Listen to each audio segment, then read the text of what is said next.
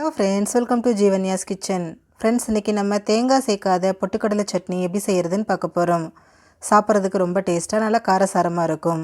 இது எப்படி செய்கிறதுங்கிறத பார்க்குறதுக்கு முன்னாடி நம்ம சேனல் ஜீவன்யாஸ் கிச்சனை மறக்காமல் சப்ஸ்கிரைப் பண்ணி பக்கத்தில் இருக்க பெல் சிம்பிளையும் கிளிக் பண்ணிக்கோங்க.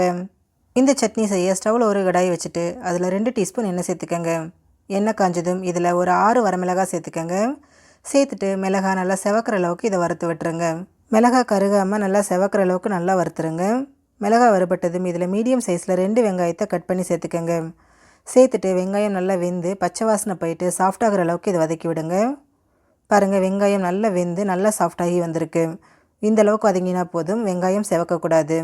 இப்போ இதில் 1/2 கப் அளவுக்கு பொட்டுக்கடலை சேர்த்துக்கோங்க. சேர்த்துட்டு அது நல்லா சூடாகிற அளவுக்கு மட்டும் கலந்து விடுங்க. ஒரு 2 நிமிஷத்துக்கு கலந்தால் போதும். பாருங்கள், எல்லாமே நல்லா ஒன்று சேர்ந்து நல்லா கலந்து விட்டாச்சு. இப்போ இதை ஸ்டவ்லேருந்து எடுத்துகிட்டு நல்லா ஆறுனதுக்கப்புறமா இதை அப்படியே ஒரு மிக்சர் ஜாரில் சேர்த்துக்கோங்க. இது கூடவே தேவையான அளவு உப்பு, நான் 1 டீஸ்பூன் கல் உப்பு சேர்த்துக்கிறேன். கூடவே ஒரு 1/2 கப் அளவுக்கு தண்ணி சேர்த்துட்டு இதை நல்லா நைஸாக அரைச்சி எடுத்துருங்க. அரைச்ச சட்னியை அப்படியே ஒரு பவுலுக்கு மாற்றிக்கோங்க. கூடவே உங்களுக்கு சட்னி என்ன கன்சிஸ்டன்சி தேவையோ அதுக்கு தகுந்த மாதிரி தண்ணி சேர்த்துக்கோங்க. சேர்த்துட்டு இதை நல்லா கலந்து விட்டுருங்க. இந்த சட்னி திக்காக இருந்தாலும் நல்லாயிருக்கும், தண்ணியாட்டம் இருந்தாலும் நல்லாயிருக்கும். அதனால் உங்களுக்கு பிடிச்ச கன்சிஸ்டன்சிக்கு இதை கரைச்சி எடுத்துக்கோங்க. பாருங்கள், நான் மீடியம் திக்னஸில் தான் கரைச்சி எடுத்துருக்கிறேன். இப்போ இதுக்கு ஒரு தாளிப்பு கொடுத்துடலாம். அதுக்கு ஒரு கரண்டியில் 1 டீஸ்பூன் எண்ணெயை சூடு பண்ணி எடுத்துக்கோங்க. கூடவே 1 டீஸ்பூன் கடுகு உளுந்து சேர்த்து நல்லா பொரிய விட்டுருங்க. கடுகு நல்லா வெடித்ததுக்கப்புறமா இதில் 2 வரமிளகாய் சேர்த்துக்கோங்க. கூடவே 1 கொத்து கருவேப்பிலையும் சேர்த்துருங்க.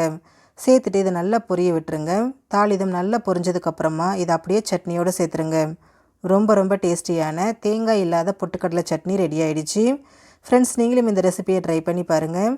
ட்ரை பண்ணி பார்த்துட்டு உங்களோட எக்ஸ்பீரியன்ஸை மறக்காமல் கமெண்ட் பாக்ஸில் கமெண்ட் பண்ணுங்கள். நம்ம சேனல் ஜீவன்யாஸ் கிச்சனையும் மறக்காமல் சப்ஸ்கிரைப் பண்ணிக்கோங்க. தேங்க்யூ.